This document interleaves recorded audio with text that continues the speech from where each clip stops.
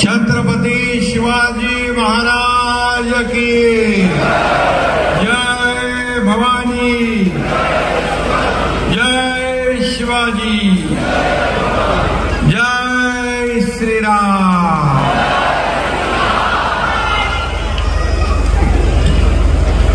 शिवसंकल्प mission 48 या आपल्या पक्षाच्या शिवसंकल्प अभियानाला उपस्थित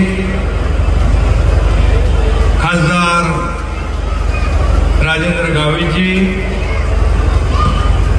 आमदार रवींद्र फाटक, उपनेते प्रकाश पाटील, उपनेते राजेश शाह, जिल्हा प्रमुख तेंडुलकर, निलेश तेंडुलकर, कुंदन संके, वसंत चव्हाण, आपले समन्वयक पांडुरंग पाटील, शरद पाटील, राहुल लोंढे, केदार काळे, ज्योतिताई मेहर, प्रकाश निकम, जगदीश दोडी, ज्योतिताई वाघमारे, भारती गावकर, वैदेव वडान, लक्ष्मी चांदणे, वैष्णवी रहाणे, रामभाऊ वारणा, आपल्या उपनेते आपले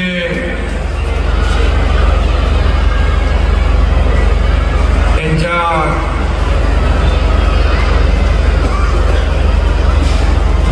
आणि श्रमजीवीचे देखील काही विषय होते, तेही निवेदन द्यायला विवेक भाऊंच्या आपली मुलगी आली आहे, त्यांचे कार्यकर्ते आले, त्यांचेही मी मनापासून स्वागत करतो। आणि अतिशय कमी वेळेमध्ये आपल्याला सूचना केल्यानंतर एवढ्या मोठ्या संख्येने आपण या शिवसंकल्प अभियानाला कार्यकर्ते एवढ्या मोठ्या संख्येने उपस्थित झाला, त्याबद्दल आपल्याला मनापासून धन्यवाद देतो।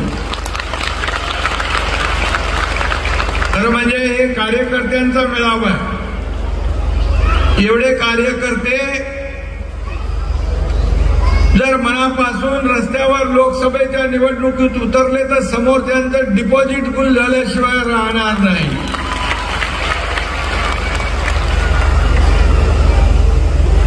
आणि म्हणून जेव्हा जेव्हा आपण मनापासून कामाला उतरतो तेव्हा तेव्हा अटीतटीच्या लढाया आपण जिंकलेल्या आहेत, अटीतटीचा संघर्ष आपण पाहिला आहे। आणि म्हणून मी आपल्या सगळ्यांचं मनापासून या ठिकाणी अभिनंदन करतो। आणि एवढ्या मोठ्या संख्येने आपण आल्याबद्दल खरं म्हणजे शिवसंकल्प हा लोकसभा निवडणुकीची खऱ्या अर्थाने ही आपण एक तयारी म्हणूया। परंतु आज शिवसंकल्प अभियान आपण छत्रपती शिवाजी महाराजांच्या पदस्पर्शाने पुनीत झालेल्या पुण्यातून सुरू केलं आणि जिल्ह्यामध्ये आपण आज शिवसंकल्प अभियान या ठिकाणी आपण पुढे नेतोय। खरं म्हणजे आज आपण महाराष्ट्रामध्ये जर पाहिलं, एक वेगळी भावना लोकांच्या मनामध्ये आहे, एक वेगळं प्रेम, एक वेगळा विश्वास लोकांच्या मनामध्ये निर्माण झालेला आपण पाहतोय। सर्व सरकारच्या योजना आपण पाहतोय आणि त्यामुळे एवढ्या सगळ्या मोठ्या संख्येने तुम्ही माझ्यावर, माझ्या सहकाऱ्यांवर आणि आपल्या सरकारवर विश्वास ठेवला आणि माझ्या पाठीशी उभे राहिला, त्याबद्दल आपल्याला मनापासून मी धन्यवाद देतो, मनापासून आपले आभार मानतो। मगाशी कोणी जय श्रीरामच्या घोषणा इकडे देत होते। अयोध्येतील राम मंदिराचं 22 जानेवारीला प्राण प्रतिष्ठापना झाली आणि या सोहळ्यासाठी भक्तांना तांदळाच्या अक्षतांचं वाटप काहीतरी केलं होतं, बरोबर ना? अक्षता तांदळाच्या, ते आपण वाडा कोलम होता, आपल्या इकडचंच आहे आणि म्हणून त्याच्यात देखील तुमचं योगदान राम मंदिराच्या याच्यात आहे। आज त्याला लाकूड गेलेलं आपल्या चंद्रपूर मधून गेलेलं आहे. हे मोठं योगदान आहे. त्या काळामध्ये आपण पाहिलेलं आहे बाळासाहेबांचं योगदान. बाळासाहेबांचं ज्या राम मंदिराशी असलेला जिव्हाळा, ठाण्यामधून धर्मवीर आनंद दिघे साहेबांनी त्या काळात 400 चांदीची वीट दिली होती. त्यामुळे ठाणं तेव्हा एकच होतं आणि धर्मवीर आनंद दिघे साहेबांचा पालघर जिल्ह्यावर देखील, म्हणजे अख्ख्या ठाणे जिल्हा म्हणजे पालघरही होता त्यावेळेस.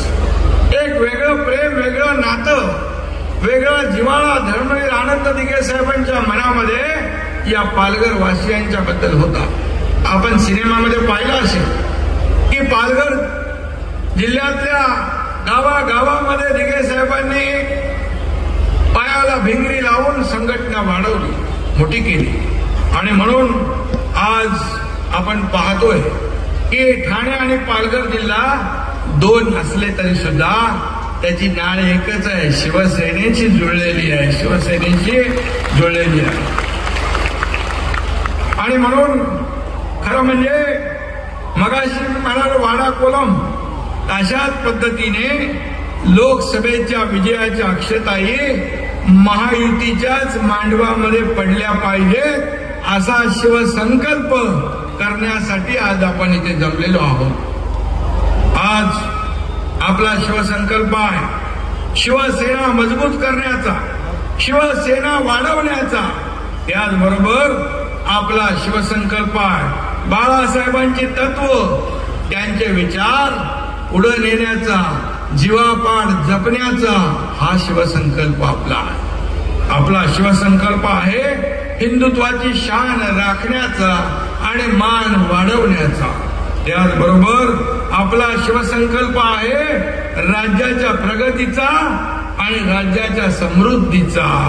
त्याचबरोबर आपला शिवसंकल्प आहे या देशाचे प्रधानमंत्री नरेंद्र मोदीजी यांना पुन्हा प्रधानमंत्री करण्याचा.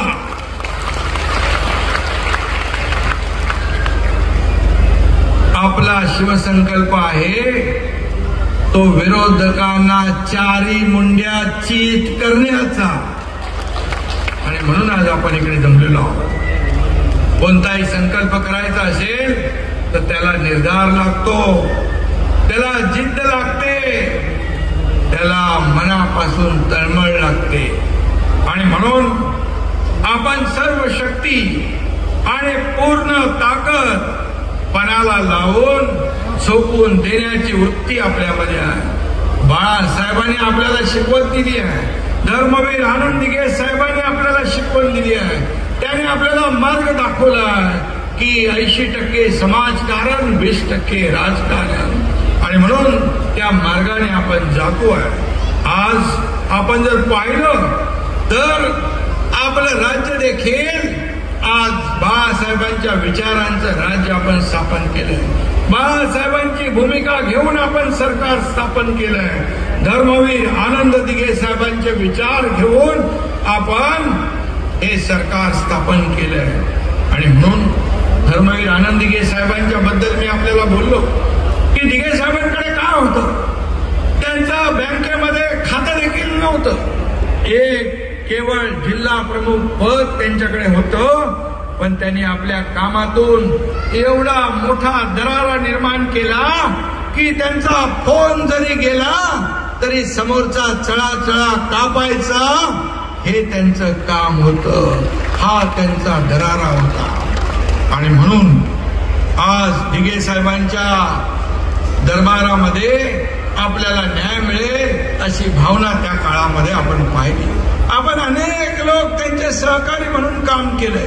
अनेक लोकांनी त्यांच्या सोबत, त्यांच्या सहवासात, त्यांच्या मार्गदर्शनामध्ये काम करण्याचं आपल्याला भाग्य मिळालं. दिघे साहेबांच्या जाण्याला 23 वर्ष झाली, जवळपास 2 तपं लोटली.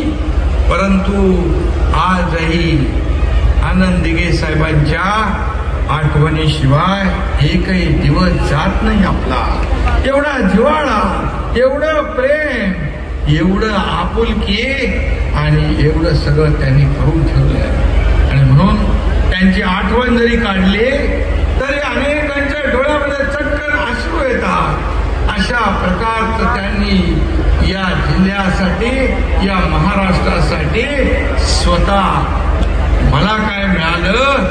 यापेक्षा मी माझ्या शिवसेनेला काय दिलं हे मानणारे दिघे साहेब होते.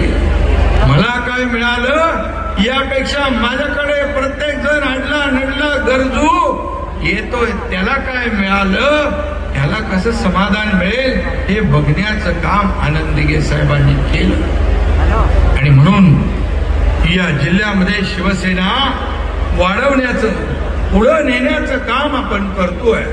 खरं म्हणजे आज दिघे साहेबांनी या काळात माणसं कमवली.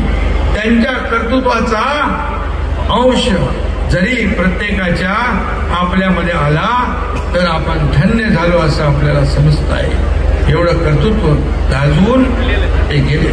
बाळासाहेबांचा शब्द आला, फरमान आलं, आदेश आला, शिवसेनेचा आदेश आला की त्याचं तंतोतंत पालन करायचं एवढं दिघे साहेबांना माहित होतं. आणि म्हणून मला दिघे साहेबांबद्दल आणखी आपल्याला काही सांगण्याची आवश्यकता वाटत नाही. आणि म्हणून सत्ता येते, सत्ता जाते, पुन्हा येते, पण आपण लोकांसाठी जे काम